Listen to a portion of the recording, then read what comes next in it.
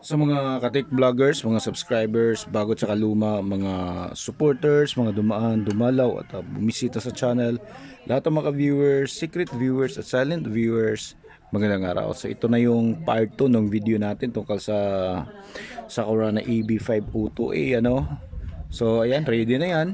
Ito, ready na para hugas, deep cleaning talaga ito. So yung fan, ayan oh, malinis na yan eh. Nalinis na natin. So ito yung ibababad natin ng mga ilang minuto tapos babrasa natin para luminis. So ito, tingnan nyo kung gaano kalala yung ibang mga kalawang nito. Hindi mo mapapansin hanggat hindi mo inaano ng maigi. Ayan siya oh. Ayan, ayan oh. Yan, tuklap na yung kabilang paa. Ayan oh. Tapos meron pa dito. Sana ba yung iba?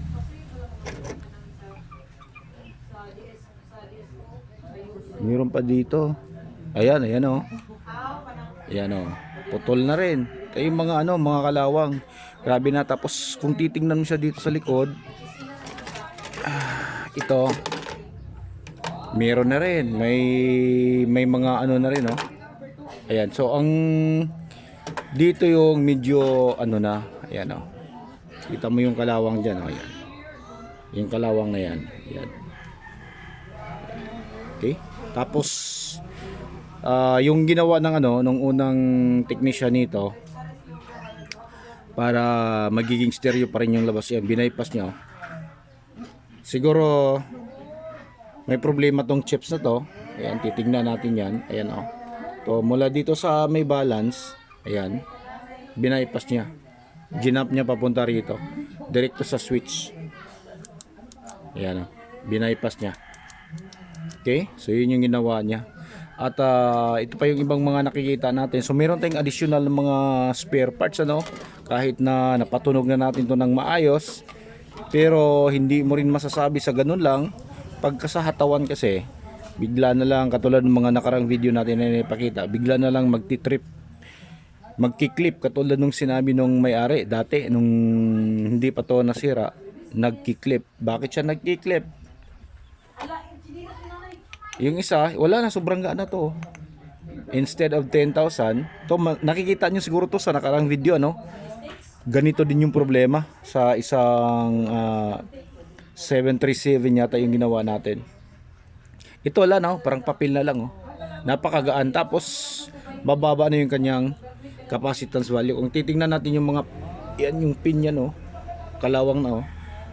Okay. Tapos ito buo pa to para dito sa kanyang surround sa center speaker. Buo pa siya, pero tingnan nyo naman yung paa. Sobrang kalawang na rin. Ayan, yung ko kung nakikita no. Sobrang kalawang. So kailangan na rin natin itong palitan. Pagkatapos dito, itong sa pinaka main niya, dito sa amplifier at saka regulator board. Ayan, titingnan natin ng maigi. Naipakita natin. Oh, ito pa. Oh, tingnan nyo ng maigi. Oh. Grabe yung kalawang. Oh.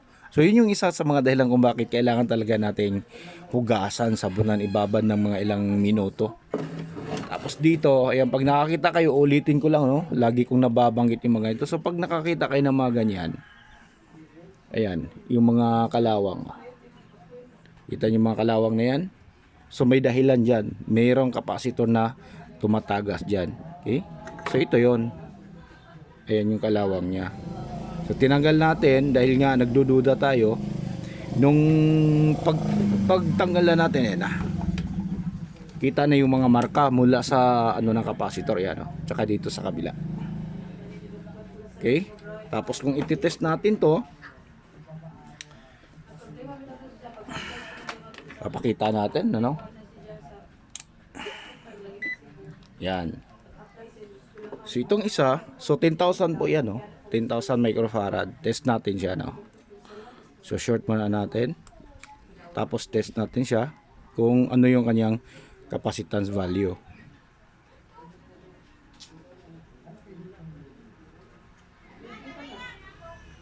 Ayan. So 6.4, 6,400 microfarad. So malayo na rin siya sa 10,000. So sabi ko kasi inyo, napakagaan, parang papel na lang. Parang wala nang kalaman-laman sa loob. Tapos yung isa naman, ayan oh, wala na nga pala oh, ayan oh, yung paa oh. Halos maputol na. Napakalambot na dahil sa kanyang tagas. Napaka ano na niya. To, test naman natin tong isa.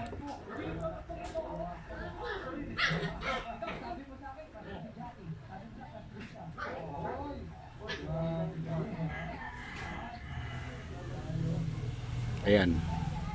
So 7.9. Medyo mataas-taas pa konti yung may kalawang. Nagsi 7.9 pa siya. Pero malayo na rin sa 10,000. Kaya pwedeng mag-clip or magsa-shutdown yung amplifier kapag nilalakasan natin. Yan o. Okay? So, ang gagawin natin ngayon, ilulublob natin to. Ito, pati itong kaha na to, patong sa front niya. Dahil yan para matanggal yung mga ganyan, no? Mga dumi-dumi. Para malinis natin. Then, konting tips natin, ano? Kapag balak nating hugasan tong mga ganitong board, kailangan sigurado tayo. Meron tayong backup.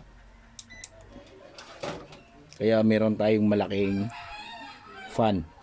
Okay? Kasi napaka-unpredictable ng weather, ano? Parang isip ng tao lang yan, biglang nagbabago. Kaya ngayon, malakas na malakas yung init. Mamaya, after ilang segundo, babagsak yung ulan. So, buti lang kung yung ulan mga ilang isang oras lang, mga ilang minuto. Pero kung aabutin ka ng hapon, nako, delikado yan. Yan yung isa sa mga dahilan kung bakit ayaw maghugas ng board yung ibang mga technician. Isa yan sa mga iniiwasan nila.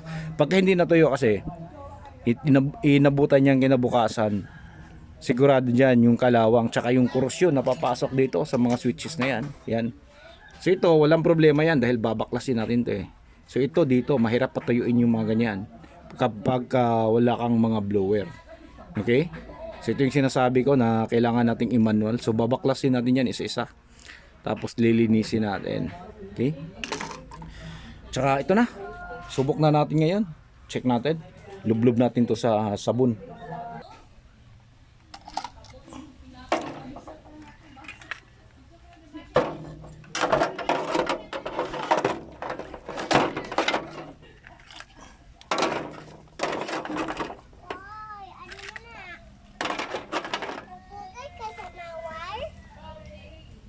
So ayun, tapos na nating mailublob. So ito naman, magbibigay tayo ng tips katulad nito. Ayan, oh. Okay, so medyo marami-rami yung wire nito. Ayan. So kapag hindi kayo kabisado kung ano yung ibig sabihin ng AC, DC, input, output, okay? Ano yung sabihin ng mga saan papunta yung mga wires na yan. So bago nyo ganyanin, bago nyo tanggalin, bago nyo baklasin, lalo ng mga ganito, oh, ayan, oh, yung mga nakahinang. So walang problema yung mga ganyan dahil hindi naman papasok yan kung hindi sa kanya. Pero yung may mga magkakapareho na ganyan, so mag-iingat kayo. Kaya kailangan ang gagawin nyo ay kuhanan nyo ng picture para hindi kayo mawala.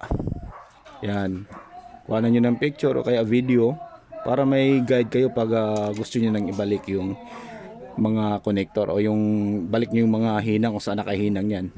Okay, so hanggang dito na siguro tayo, no? So maraming salamat, God bless at bye bye.